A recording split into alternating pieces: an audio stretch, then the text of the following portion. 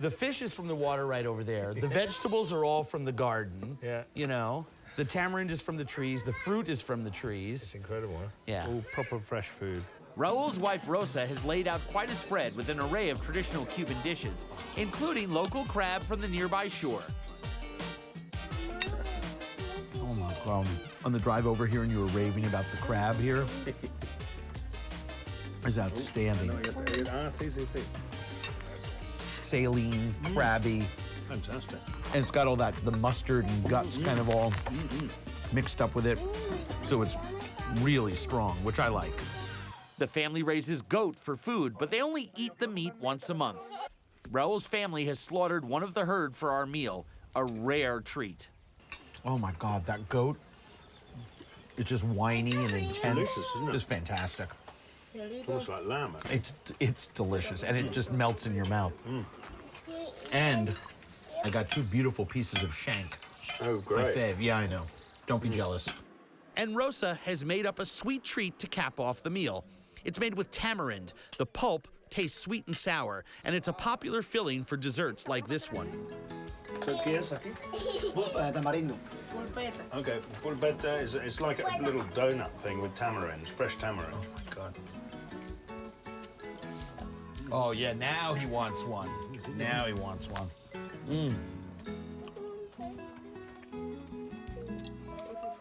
That's a Sour Patch Kid. Wow. Wow. That is ridiculously good tasting. Sharing homegrown and homemade foods with Raul and his family will be a long-lasting memory of my stay in Cuba, a country where the flavor of the food is vibrant, the people are warm, and their hospitality is unforgettable. Thank you. This was delicious. Absolutely, absolutely glorious, right? Thank you. Boom, give me one of those. Boom, give me one of those. Bam! You're the best. We don't always need a passport to head to the tropics. The southern tip of Florida is the only official tropical zone in the United States, covered in dense mangrove forests, vast swampland, and white sand beaches. It's home to newcomers from all over the Caribbean, Central, and South America. It's also home to residents who've thrived in this tropical habitat for millions of years. For many, the city of Miami in southeast Florida is a seaside getaway of sun and sand, a slice of the tropics tacked on to the mainland.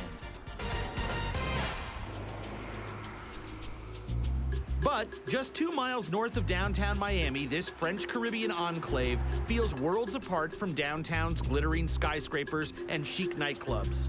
La Petite Haiti, as the locals call it, Little Haiti to everyone else, is home to 30,000 Haitians that have been immigrating to South Florida steadily since the 1970s. And they've brought along their unique brand of Haitian Creole cuisine.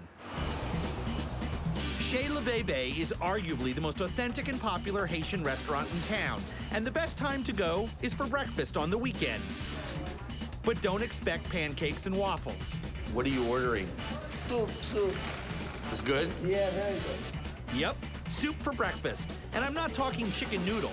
In Little Haiti, breakfast means goat's head stew. Wowza, powza. Are you the chef? Delia Jean is the head chef, and she's been turning out award-winning Haitian specialties like stewed whole fish and braised oxtail for years. But this morning, the star of the show is the soup. It all starts with a whole roasted goat's head, teeth and all. Throw it in a pot of simmering vegetable broth, add huge chunks of potatoes, some bone-in roasted goat meat, and fresh chilies, then crank up the heat and let it go. This traditional soup is served only on Saturday mornings, and the regulars line up early every weekend. Ooh, thank you. Ooh, look at this, a little piece of face. Look at all these rib bits, vegetables. Let's see what all the fuss is about, huh? Very spicy, it's got a nice sour kick to it. Ooh, look at this. Little homemade dumplings in there. Most importantly is the beast. Oh. Yeah, that's pretty serious. And that beautiful dark meat just melts in your mouth. That's some good goat. Heading south of Miami to the tip of the state, glittering skyscrapers and white sand beaches give way to pontoon boats and critter-infested swamps. This is the Florida Everglades, an inhospitable tangle of murky wetlands and sawgrass prairies comprising more than 4,300 square miles of South Florida real estate. This vast territory lies just 30 miles west of Miami and stretches all the way to the Gulf Coast on the other side of the state.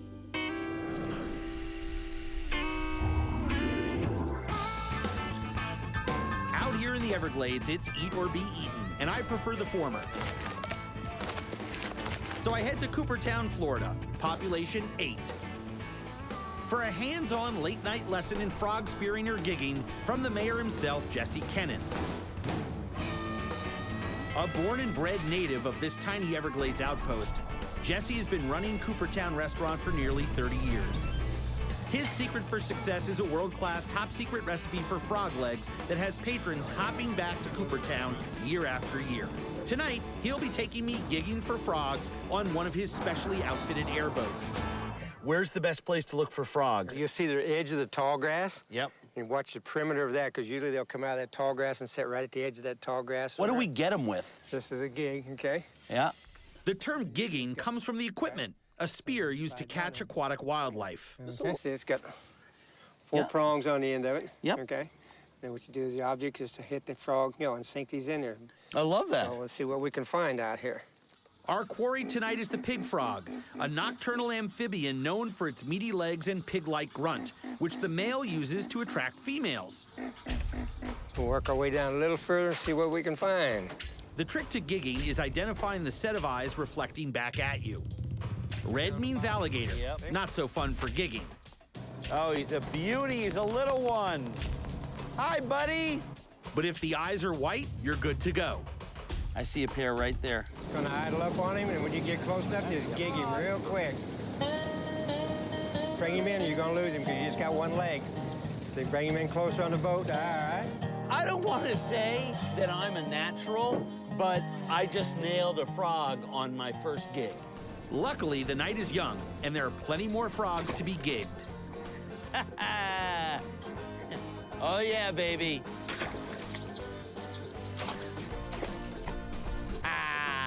Yeah! We head back to shore with a heavy sack of freshly gigged frogs. Frogs, they're what's for dinner. Or in this case, breakfast. After a well-earned sleep, I arrive bright and early the next morning to see just how Jesse prepares his top-secret frog's legs at his Coopertown restaurant. First, they ice down the frogs, which puts them to sleep. It's like a martini. Yeah, just stir well gently. Then, the frogs are cleaned. How many frogs do you reckon you've helped out of their birthday suits? I don't know, my calculator don't go that high. This is what you meant by pulling their britches That's pulling off. the britches off, right? Right? The legs will then be dressed in Jesse's top-secret marinade, Italian salad dressing is heavily in play. breaded and deep-fried to a crispy golden brown. Fresh, clean, moist, and just absolutely delicious. It's got the texture of crab meat, and it's so mild. These are actually Everglades frog legs. These Yeah. are not farmed raised. Right. So they're raised in actually a freshwater river, so everything they're eating is a natural food. Just spectacular. You're always welcome whenever you feel like dropping in. You were the best. Oh my gosh. This is about as good as food gets.